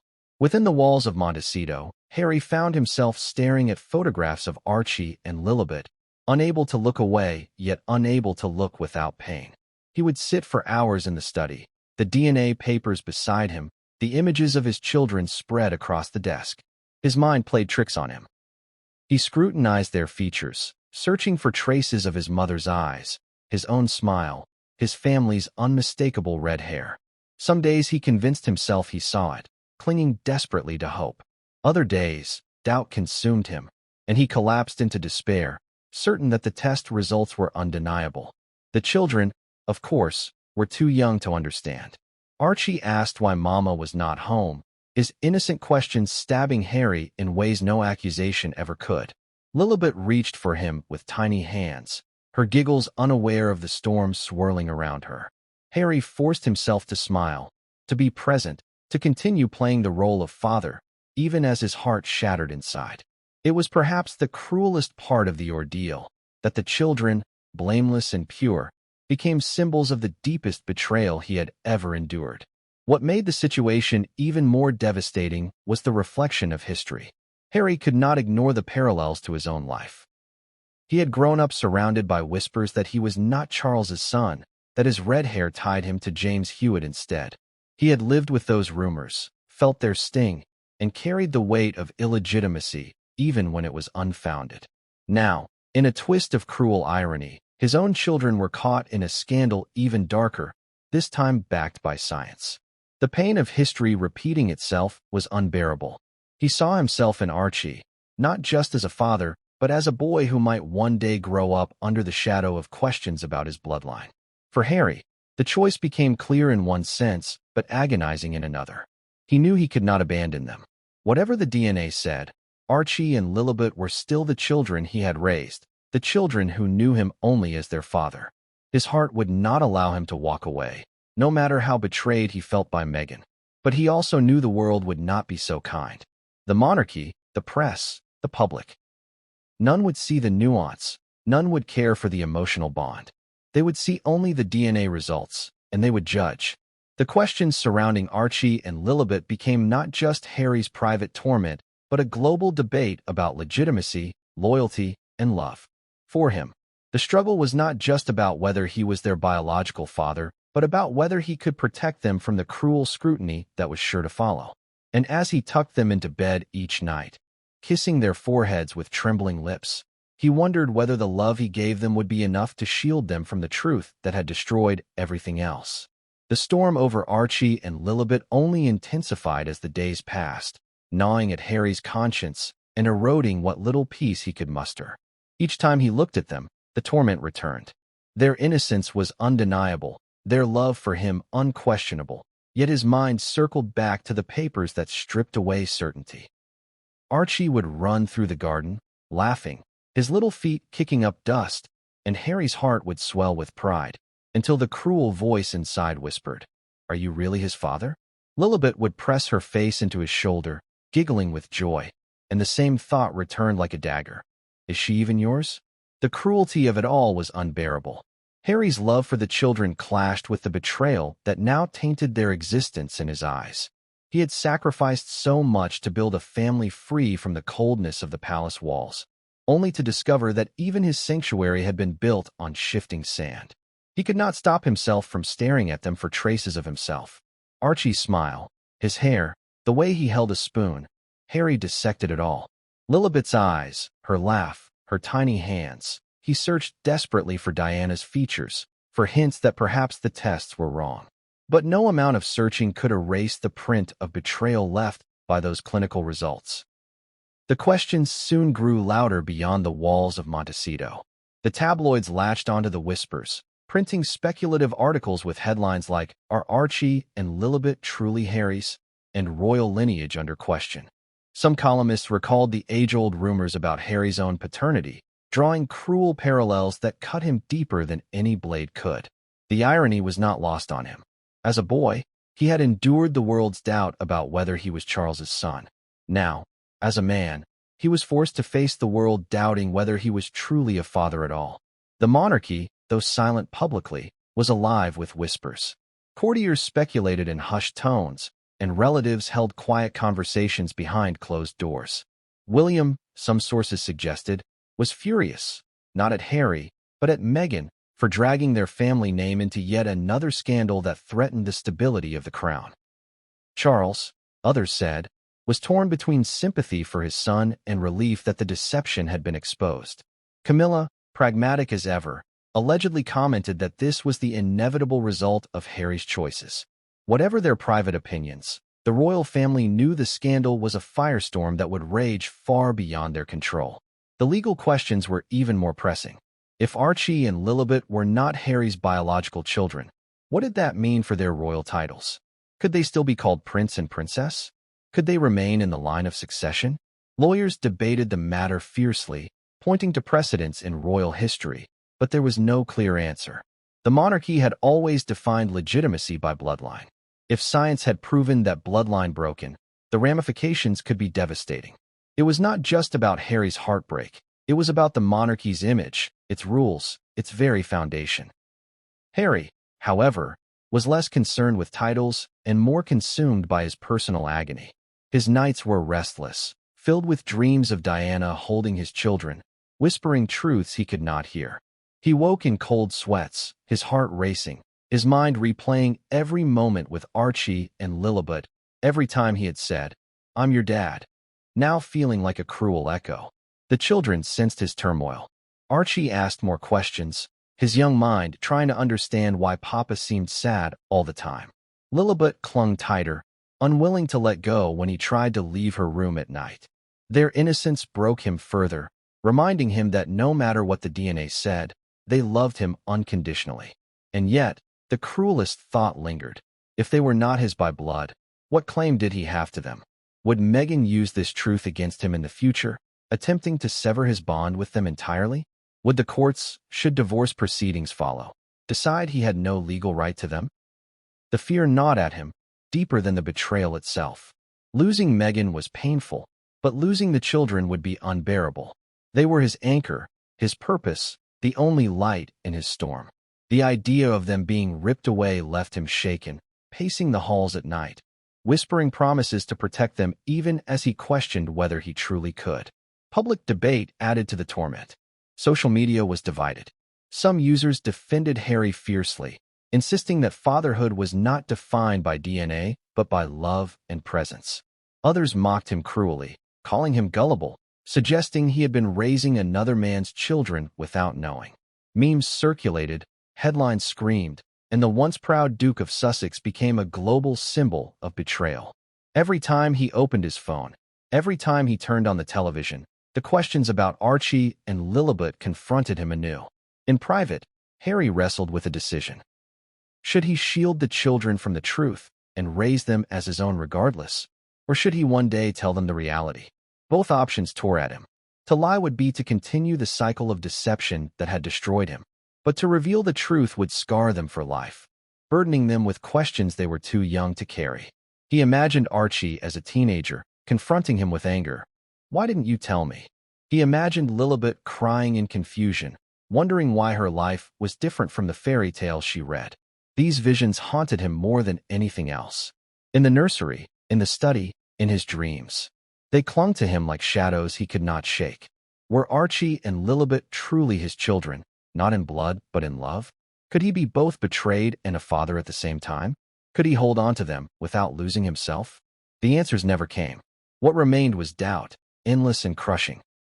The storm over Archie and Lilibet only intensified as the days passed, gnawing at Harry's conscience and eroding what little peace he could muster. Each time he looked at them, the torment returned. Their innocence was undeniable, their love for him unquestionable, yet his mind circled back to the papers that stripped away certainty.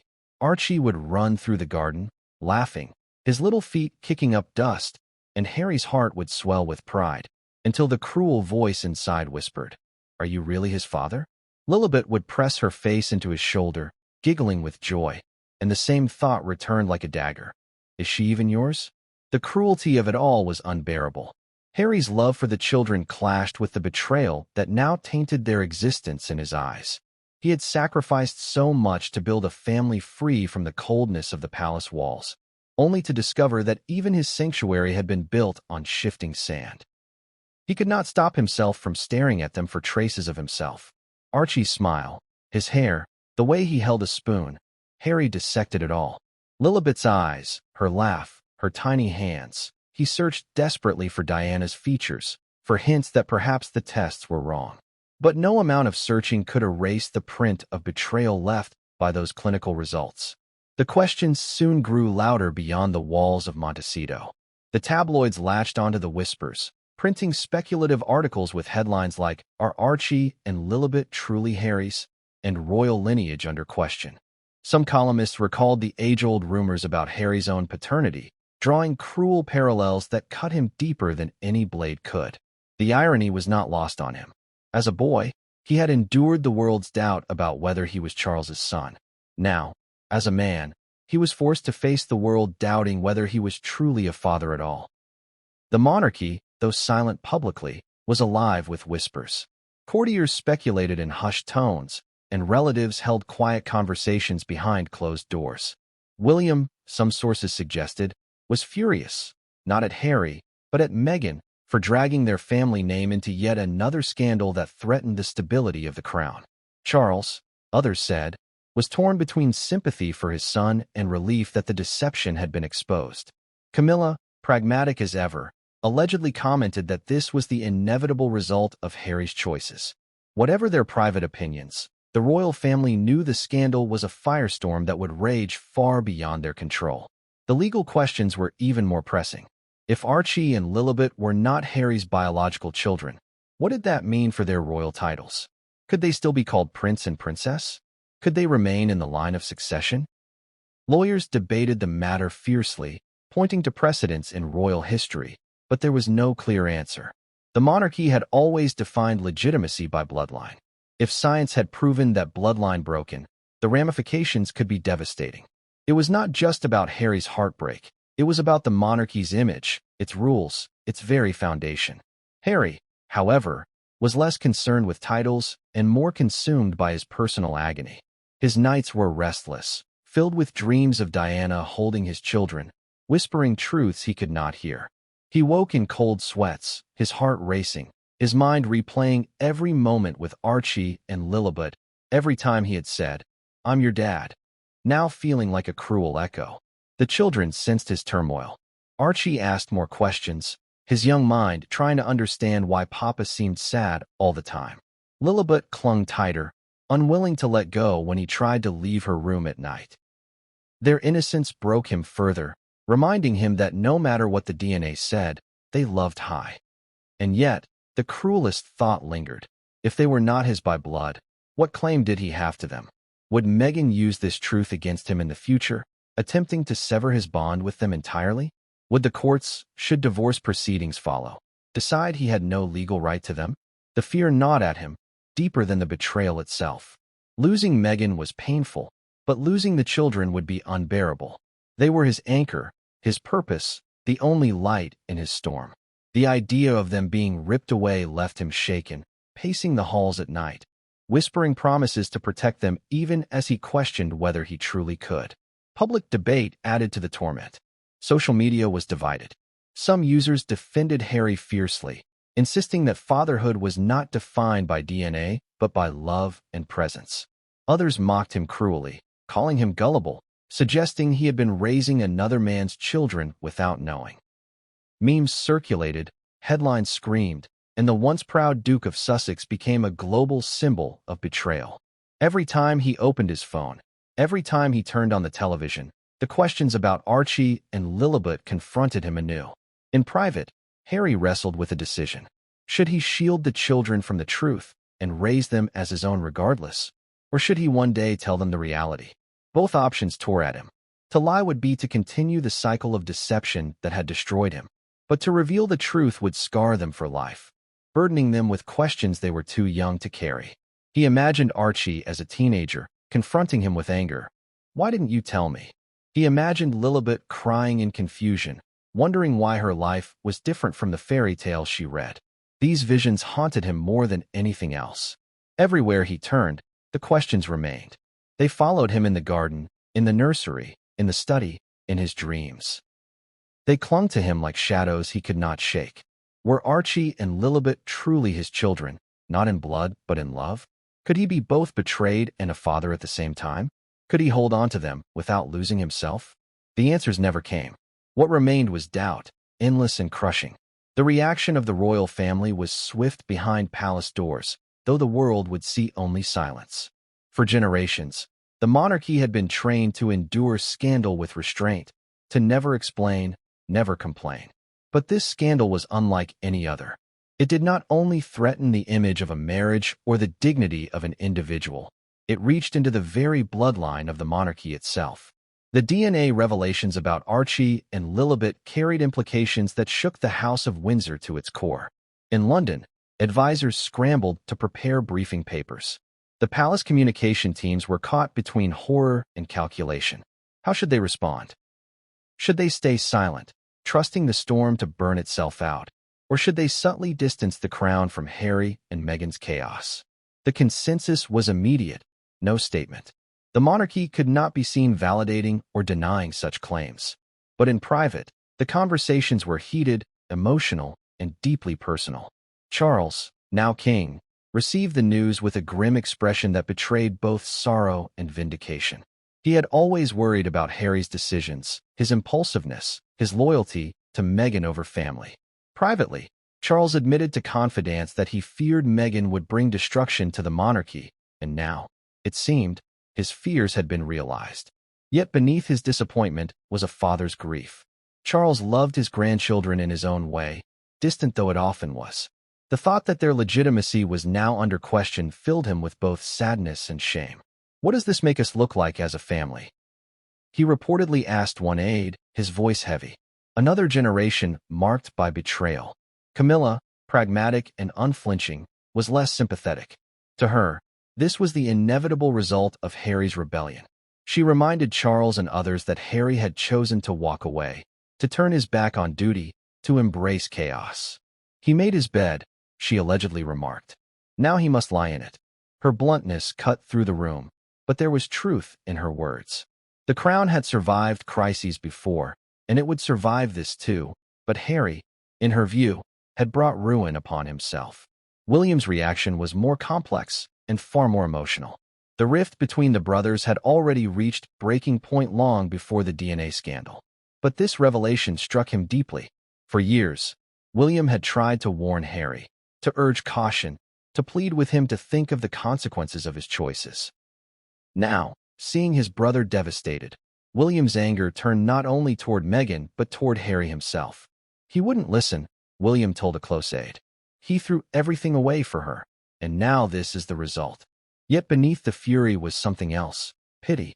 For all his frustration, William could not help but feel sorrow for the man who once had been his closest ally, his partner in childhood mischief, now reduced to humiliation. Catherine's reaction was quieter, but no less significant. She had long seen the tension between Harry and Meghan as destructive, and though she kept her opinions restrained in public, she was privately wary of Meghan's influence. When the DNA scandal broke, she worried not just for Harry but for the children. As a mother herself, Catherine understood the cruelty of growing up under such scrutiny. She imagined Archie and Lilibet as they grew older, reading the headlines, hearing the whispers, facing questions they could not answer. The children will suffer the most, she confided. Her compassion, though, did not erase her private relief that William had distanced their family from Harry's turmoil. Princess, and, ever the stoic, responded with her characteristic bluntness. To her, this was another reminder that the monarchy thrived on discipline, loyalty, and tradition, and that Harry's abandonment of those values had led him into disaster. She reportedly shook her head, remarking to a confidant, "He thought he could escape the rules, but rules are what hold families like ours together. Without them, this is what happens." Her words echoed a sentiment long held within the institution. The monarchy was bigger than any individual, and personal choices carried consequences that could not be undone. Behind closed doors, the royal family debated how to proceed. Should Archie and Lilibet retain their titles? Should their places in the line of succession remain untouched? Legal advisors were called, historical precedents were examined. The crown had faced illegitimacy questions before, centuries ago, but never under the unrelenting spotlight of modern media. Every decision carried risks. To strip titles would invite accusations of cruelty. To allow them to remain would invite ridicule. The monarchy was caught between preserving its dignity and protecting its own. The Queen's memory hovered over every conversation. Elizabeth II had once been the anchor of the family, her stoicism a shield against chaos. Many whispered that if she had been alive, she would have handled the scandal with grace, her silence enough to quiet speculation. Now, without her, the family seemed adrift, each voice carrying its own weight, but none able to fill the void she had left behind. For the public, the royal family's silence was deafening. Headlines demanded comment, journalists pressed for answers, but Buckingham Palace issued none. The lack of response fueled speculation, with some seeing it as quiet confirmation, others as cold detachment. The family's choice to remain silent, however, was deliberate. They knew that any word spoken could ignite the scandal further, and so they relied on their old strategy, weather the storm, and let time dull the headlines. Still, the private conversations revealed a family rattled. Charles feared for the monarchy's reputation, William simmered with fury and pity, Catherine fretted for the children, and shook her head at the collapse of discipline, and Camilla dismissed the entire affair as predictable. Yet together they understood one thing clearly. Harry had crossed a threshold that set him apart from them forever. For Harry, their silence felt like abandonment. He longed for a call from his father, a message from his brother, a gesture of comfort from anyone in the family. But none came. He was left to face the storm alone, the one-time spare, now more isolated than ever. The royal family had reacted, but in their way, through distance, calculation, and silence. And though Harry did not hear their words, he could feel their judgment. The royal family's reaction was not public fury or condemnation. It was something colder, more lasting. A collective acknowledgement that Harry's choices had led him into ruin, and that the monarchy, whatever it decided to do about Archie and Lilibet, would move on without him. Within the palace, the scandal over Archie and Lilibet consumed conversations that were rarely heard by the public but shaped the mood of the entire royal family. Every member had a different way of processing the news, and every word they uttered in private carried weight. The revelations about the DNA tests had not just humiliated Harry, they had placed the monarchy at the edge of a constitutional and personal storm. Charles, burdened by his role as monarch and father, carried the weight most heavily. He sat late into the nights with advisors, reading press clippings, legal documents, and memos about potential succession challenges. His aides noticed him staring off into the distance, lost in thought, his fingers tapping the armrest of his chair. He had fought so hard to steady the monarchy after the death of his mother. Yet here was another scandal that could stain the Windsor legacy. The betrayal was not his, yet it reached his reign. He confided quietly to a trusted aide that he pitied Harry, but he could not shield him. He chose this life, Charles said in a weary tone. He walked away from duty, and now he is paying the price. But his voice, tinged with sadness, betrayed the love of a father watching his son drown in the consequences of his own choices. Camilla viewed the situation with sharper eyes. To her, this was less tragedy and more inevitability. She had always been skeptical of Meghan, wary of her ability to manipulate both media and Harry himself. To Camilla, the DNA revelations were simply the mask slipping. Over a private dinner, she told Charles that the monarchy's only choice was to stand firm, remain silent, and let Harry's downfall serve as a warning. "We cannot let their chaos infect us," she said bluntly. "The monarchy must remain untouchable, no matter how loudly the storm rages outside."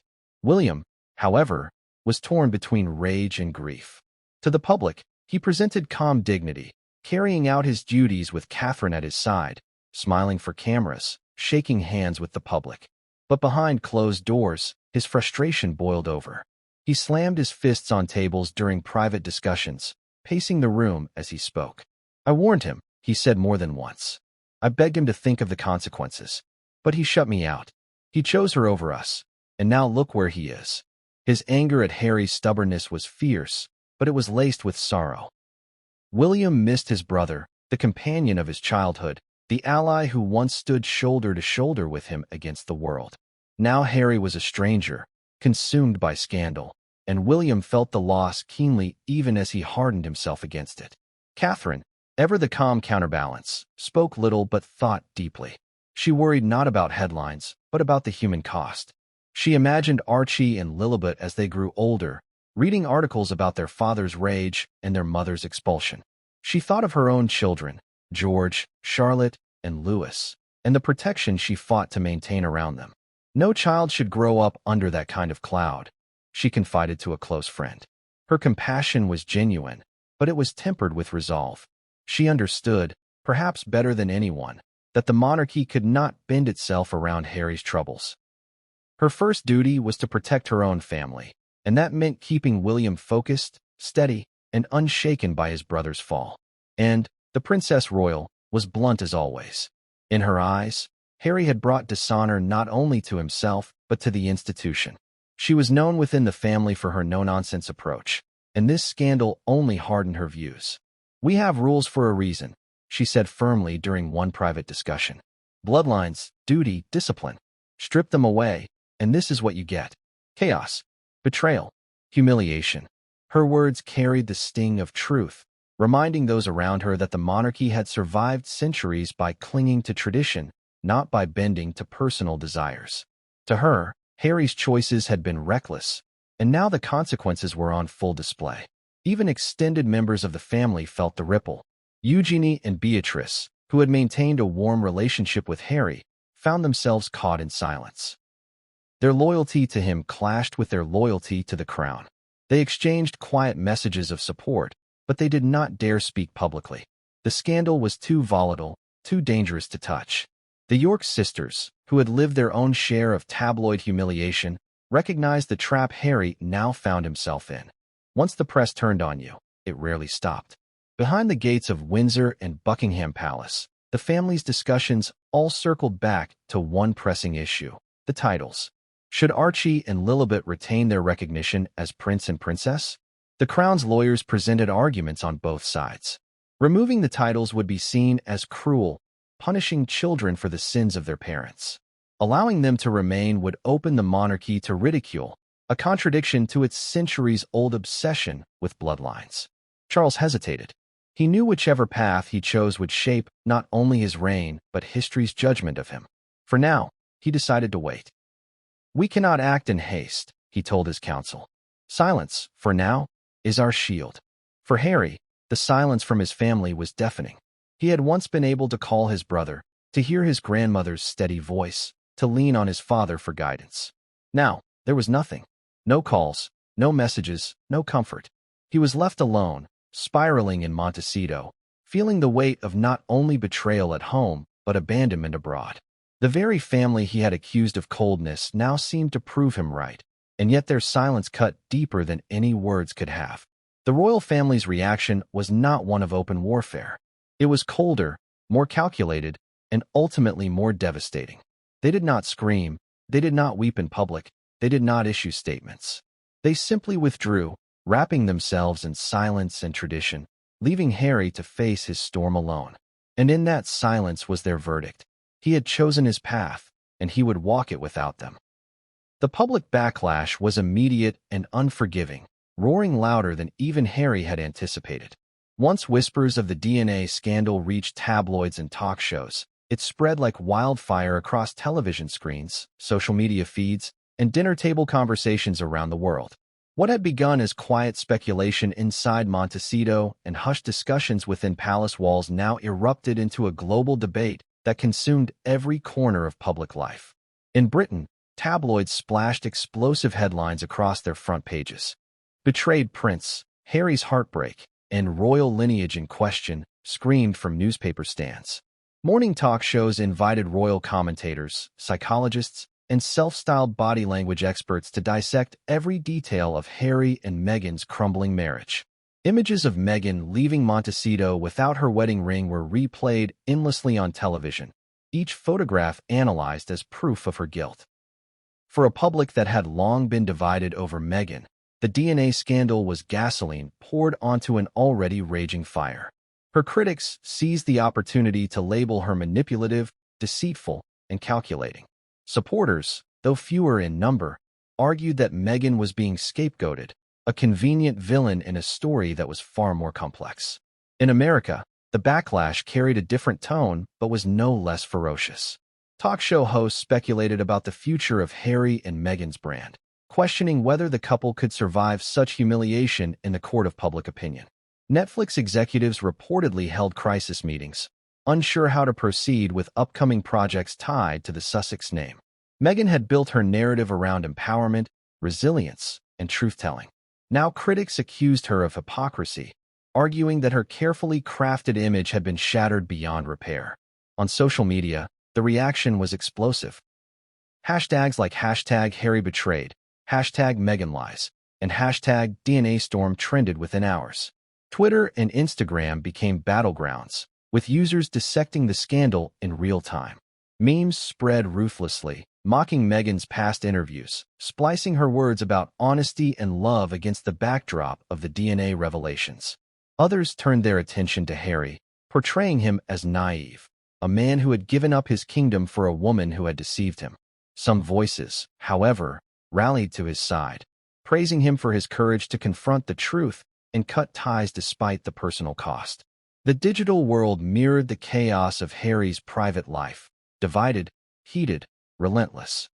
The backlash was not confined to gossip. Politicians and cultural commentators weighed in as well. In Britain's parliament, some MPs used the scandal as a springboard to argue that the monarchy should be streamlined, that Harry and Meghan's chaos had once again tarnished the crown. In the United States, commentators debated whether the couple's celebrity allies, Oprah, Tyler Perry, and others, would continue to stand by Meghan or quietly distance themselves. Every ally was scrutinized, every silence interpreted as betrayal or loyalty. The cruelty of the backlash was sharpened by the children at the center of it. Though Archie and Lilibet were innocent, their names were dragged into headlines and online debates.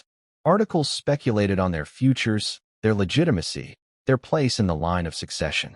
Some voices condemned the world's obsession with children, demanding they be left out of the scandal. But others argued that the issue of bloodline was unavoidable, given the monarchy's very foundation. The children, though blameless, became unwilling pawns in a global debate about truth, lineage, and betrayal. Harry, watching the backlash unfold, felt the weight of humiliation grow heavier by the day. He had always known the press could be cruel, but seeing his family's private agony dissected so openly broke him further. He turned off televisions, avoided newspapers, and tried to shield himself from social media, but the stories found him regardless.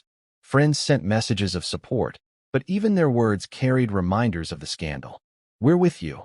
One text read, "Ignore the noise." But Harry could not ignore it. The noise was everywhere, echoing louder than ever before. Meghan, too, felt the sting of the backlash, though she reacted differently. In private, she raged at the press, accusing them of twisting the story, of conspiring against her. She insisted the scandal was being weaponized by the crown and its allies, that the narrative was being shaped to destroy her. She told friends that she was being vilified unfairly, painted as a villain when the truth was far more complicated. But no matter how loudly she protested, the tide of public opinion was turning against her. Every headline, every late-night joke, every trending hashtag chipped away at her carefully cultivated image. Celebrity culture added fuel to the fire. Talk show comedians used the scandal as fodder for monologues, late-night jokes drawing laughter from audiences while deepening Meghan's humiliation. Paparazzi camped outside her temporary residence in Los Angeles, eager to capture images of her without Harry, her face weary and strained. Every photograph, every sighting, was sold to tabloids as proof of her downfall. The woman who had once commanded red carpets now found herself dodging cameras in parking lots, her head bowed, her hands covering her face. The public backlash also reopened old wounds. Meghan's critics resurfaced past controversies, the Oprah interview, the Spotify deal, the Netflix documentaries, framing them as part of a long pattern of manipulation and self-interest. Harry's defenders were forced to reconcile their sympathy for him with their growing resentment for Meghan. For the world, the DNA scandal was not just a shocking revelation. It was the climax of years of tension, mistrust, and division. Amid the backlash, one truth became clear. Harry and Meghan's carefully built brand of love and rebellion had collapsed. They were no longer the couple who defied the monarchy, no longer the fairy tale pair who walked away from tradition for freedom. They were a broken marriage, a global scandal, and a reminder that even the most carefully constructed narratives can fall apart in the face of truth. The backlash continued to swell in waves, each day bringing new angles, new debates, and new wounds for Harry and Meghan to endure. In Britain, television debates became nightly spectacles. Panels of royal experts, journalists, and celebrities argued about the meaning of the DNA revelations. Some called it the gravest scandal to strike the monarchy since the days of Edward VIII and Wallis Simpson.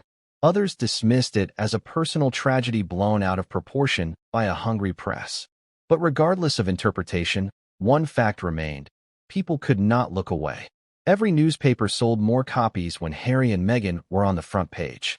Every show that mentioned the scandal drew higher ratings. Their pain had become a commodity. Ordinary people, too, joined the chorus of judgment. On buses, in pubs, in workplaces across Britain, conversations turned to Montecito. Some sympathized with Harry, calling him a victim of manipulation, a man who had given up everything for love only to be betrayed. Others mocked him, saying he had been blinded by passion and was now paying the price for turning his back on his family and country. In America, the discourse was similarly divided. Meghan's supporters, particularly among those who admired her rise from actress to duchess, argued that the backlash was fueled by misogyny and racism. Her critics countered that the DNA proof spoke for itself, and no amount of cultural framing could excuse deception at such a scale. Social media amplified the cruelty. TikTok videos spliced Meghan's old interviews with sarcastic captions. Twitter threads dissected her public appearances for supposed signs of dishonesty, and Instagram flooded with parody memes portraying her as a fallen queen. Harry was not spared either. Hashtags mocking him as gullible trended for days. Yet there was also a countercurrent. Users posting messages of empathy, praising Harry for his courage to face the truth and expel deceit from his life. But even those sympathetic posts kept his name in circulation, ensuring the storm never quieted. The backlash reached Meghan's allies in Hollywood. Questions arose about her relationships with Oprah Winfrey, Tyler Perry, and other high-profile supporters. Why were they silent now? Did they still stand by her? Or had they quietly turned away? Silence from once vocal allies spoke volumes. Meghan, who had once commanded a powerful network of celebrity connections, found herself increasingly isolated. Invitations dried up, appearances were canceled, and endorsements grew scarce. The entertainment world, so often driven by image, began to see her not as an asset, but as a liability. For Harry, watching this unfold was torment. He felt protective of the children, desperate to shield them from the noise, yet powerless against the global machine that dissected his life. He withdrew further into himself, retreating behind the walls of Montecito, limiting his public appearances and ignoring requests from the press. His friends said he looked thinner, more tired, his eyes carrying the weight of sleepless nights. He was furious not only at Meghan but at the world's relentless appetite for his suffering. Yet he knew there was no stopping it. Once the storm began, there was no way to calm it, only to endure it. Among the public backlash were also the sharpest satirical blows. Late-night comedy hosts in both Britain and America made jokes at Harry's expense, portraying him as the man who gave up a kingdom for a woman who deceived him. The audiences laughed, but for Harry, those jokes were daggers.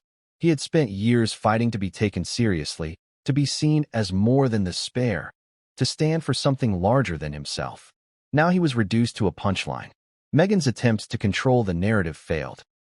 Statements issued through publicists insisting on privacy only fueled speculation. Any denial she gave was mocked as desperation. Any silence was interpreted as guilt. She found herself trapped in the cycle she once thought she could outmaneuver. No matter what she said or did, the backlash only intensified. Every photograph of her without the wedding ring became another symbol of her downfall. Every sighting of her in Los Angeles was dissected as proof of her exile. The cruelty of the backlash extended to the children as well. Though too young to understand, Archie and Lilibet became constant fixtures in headlines. Pundits debated their futures, lawyers speculated on their legal standing, and online voices argued over whether they should retain their titles. For Harry, this was the deepest cut of all. The public scrutiny he had tried so hard to protect them from was now greater than ever, their names etched into a scandal they did not create. He remembered his own childhood, the paparazzi chasing Diana, the tabloid whispers about his own paternity. Now history had repeated itself, and his children were paying the price. The backlash also carried financial consequences. Reports surfaced of tension with Netflix, uncertainty about future projects, and speculation that the couple's lucrative contracts might be in jeopardy. Their brand had been built on authenticity, truth, and resilience. Now, with the DNA scandal undermining those very values, their image collapsed. For corporations that thrived on public trust, Association with the Sussexes suddenly looked like a risk rather than an asset. The couple's once bright future as global media figures now hung by a thread. Public backlash is often fleeting, but this one showed no signs of fading quickly. The combination of betrayal, royalty, scandal, and family drama was irresistible to the world. Every day brought new headlines, new angles, new debates. Harry and Meghan were no longer just figures of fascination. They were figures of ridicule, their private agony transformed into endless public spectacle. The storm over Archie and Lilibet only intensified as the days passed, gnawing at Harry's conscience and eroding what little peace he could muster. Each time he looked at them, the torment returned. Their innocence was undeniable, their love for him unquestionable, yet his mind circled back to the papers that stripped away certainty. Archie would run through the garden, laughing, his little feet kicking up dust, and Harry's heart would swell with pride, until the cruel voice inside whispered, "Are you really his father?" Lilibet would press her face into his shoulder, giggling with joy, and the same thought returned like a dagger. Is she even yours? The cruelty of it all was unbearable. Harry's love for the children clashed with the betrayal that now tainted their existence in his eyes. He had sacrificed so much to build a family free from the coldness of the palace walls, only to discover that even his sanctuary had been built on shifting sand.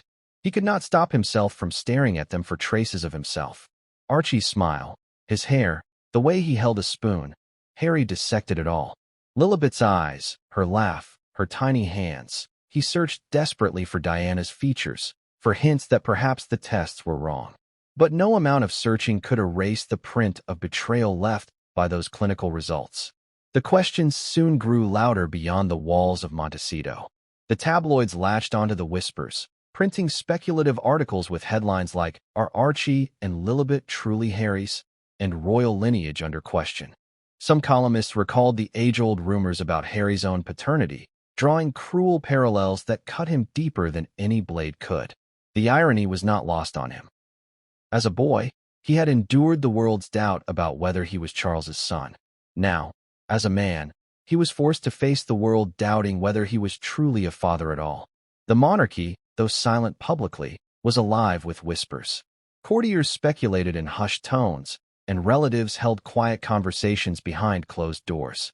William, some sources suggested, was furious, not at Harry, but at Meghan, for dragging their family name into yet another scandal that threatened the stability of the crown. Charles, others said, was torn between sympathy for his son and relief that the deception had been exposed. Camilla, pragmatic as ever, allegedly commented that this was the inevitable result of Harry's choices. Whatever their private opinions, the royal family knew the scandal was a firestorm that would rage far beyond their control. The legal questions were even more pressing. If Archie and Lilibet were not Harry's biological children, what did that mean for their royal titles? Could they still be called prince and princess? Could they remain in the line of succession? Lawyers debated the matter fiercely, pointing to precedents in royal history, but there was no clear answer. The monarchy had always defined legitimacy by bloodline. If science had proven that bloodline broken, the ramifications could be devastating. It was not just about Harry's heartbreak. It was about the monarchy's image, its rules, its very foundation. Harry, however, was less concerned with titles and more consumed by his personal agony. His nights were restless, filled with dreams of Diana holding his children, whispering truths he could not hear. He woke in cold sweats, his heart racing, his mind replaying every moment with Archie and Lilibet, every time he had said, "I'm your dad," now feeling like a cruel echo. The children sensed his turmoil. Archie asked more questions, his young mind trying to understand why Papa seemed sad all the time. Lilibet clung tighter, unwilling to let go when he tried to leave her room at night. Their innocence broke him further, reminding him that no matter what the DNA said, they loved him unconditionally. And yet, the cruelest thought lingered. If they were not his by blood, what claim did he have to them? Would Meghan use this truth against him in the future, attempting to sever his bond with them entirely? Would the courts, should divorce proceedings follow, decide he had no legal right to them? The fear gnawed at him, deeper than the betrayal itself. Losing Meghan was painful, but losing the children would be unbearable. They were his anchor, his purpose, the only light in his storm. The idea of them being ripped away left him shaken, pacing the halls at night, whispering promises to protect them even as he questioned whether he truly could. Public debate added to the torment. Social media was divided. Some users defended Harry fiercely, insisting that fatherhood was not defined by DNA, but by love and presence. Others mocked him cruelly, calling him gullible, suggesting he had been raising another man's children without knowing. Memes circulated, headlines screamed, and the once proud Duke of Sussex became a global symbol of betrayal. Every time he opened his phone, every time he turned on the television, the questions about Archie and Lilibet confronted him anew. In private, Harry wrestled with a decision. Should he shield the children from the truth and raise them as his own regardless? Or should he one day tell them the reality? Both options tore at him. To lie would be to continue the cycle of deception that had destroyed him. But to reveal the truth would scar them for life, burdening them with questions they were too young to carry. He imagined Archie as a teenager, confronting him with anger. "Why didn't you tell me?" He imagined Lilibet crying in confusion, wondering why her life was different from the fairy tale she read. These visions haunted him more than anything else. In the nursery, in the study, in his dreams. They clung to him like shadows he could not shake. Were Archie and Lilibet truly his children, not in blood but in love? Could he be both betrayed and a father at the same time? Could he hold on to them without losing himself? The answers never came. What remained was doubt, endless and crushing. The storm over Archie and Lilibet only intensified as the days passed, gnawing at Harry's conscience and eroding what little peace he could muster. Each time he looked at them, the torment returned. Their innocence was undeniable, their love for him unquestionable, yet his mind circled back to the papers that stripped away certainty. Archie would run through the garden, laughing, his little feet kicking up dust, and Harry's heart would swell with pride, until the cruel voice inside whispered, "Are you really his father?" Lilibet would press her face into his shoulder, giggling with joy, and the same thought returned like a dagger. "Is she even yours?" The cruelty of it all was unbearable. Harry's love for the children clashed with the betrayal that now tainted their existence in his eyes. He had sacrificed so much to build a family free from the coldness of the palace walls, only to discover that even his sanctuary had been built on shifting sand. He could not stop himself from staring at them for traces of himself. Archie's smile, his hair, the way he held a spoon. Harry dissected it all. Lilibet's eyes, her laugh, her tiny hands. He searched desperately for Diana's features, for hints that perhaps the tests were wrong. But no amount of searching could erase the print of betrayal left by those clinical results. The questions soon grew louder beyond the walls of Montecito.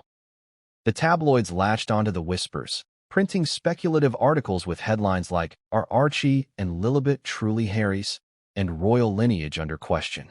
Some columnists recalled the age-old rumors about Harry's own paternity, drawing cruel parallels that cut him deeper than any blade could. The irony was not lost on him. As a boy, he had endured the world's doubt about whether he was Charles's son. Now, as a man, he was forced to face the world doubting whether he was truly a father at all. The monarchy, though silent publicly, was alive with whispers. Courtiers speculated in hushed tones, and relatives held quiet conversations behind closed doors. William, some sources suggested, was furious, not at Harry, but at Meghan, for dragging their family name into yet another scandal that threatened the stability of the crown. Charles, others said, was torn between sympathy for his son and relief that the deception had been exposed. Camilla, pragmatic as ever, allegedly commented that this was the inevitable result of Harry's choices. Whatever their private opinions, the royal family knew the scandal was a firestorm that would rage far beyond their control. The legal questions were even more pressing. If Archie and Lilibet were not Harry's biological children, what did that mean for their royal titles? Could they still be called prince and princess? Could they remain in the line of succession? Lawyers debated the matter fiercely, pointing to precedents in royal history, but there was no clear answer. The monarchy had always defined legitimacy by bloodline. If science had proven that bloodline broken, the ramifications could be devastating. It was not just about Harry's heartbreak. It was about the monarchy's image, its rules, its very foundation. Harry, however, was less concerned with titles and more consumed by his personal agony. His nights were restless, filled with dreams of Diana holding his children, whispering truths he could not hear. He woke in cold sweats, his heart racing, his mind replaying every moment with Archie and Lilibet, every time he had said, "I'm your dad," now feeling like a cruel echo. The children sensed his turmoil. Archie asked more questions, his young mind trying to understand why Papa seemed sad all the time. Lilibet clung tighter, unwilling to let go when he tried to leave her room at night. Their innocence broke him further, reminding him that no matter what the DNA said, they loved him unconditionally. Everywhere he turned, the questions remained. They followed him in the garden. Meghan's hands trembled as she instinctively pulled them closer to her chest, shielding the ring as though it were her last piece of armor.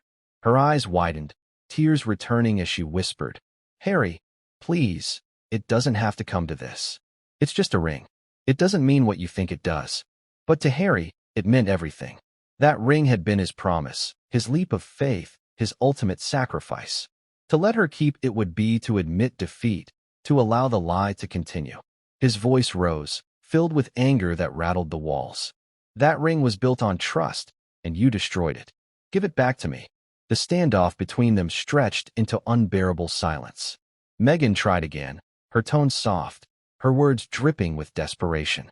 "This ring is a part of me. It's part of us.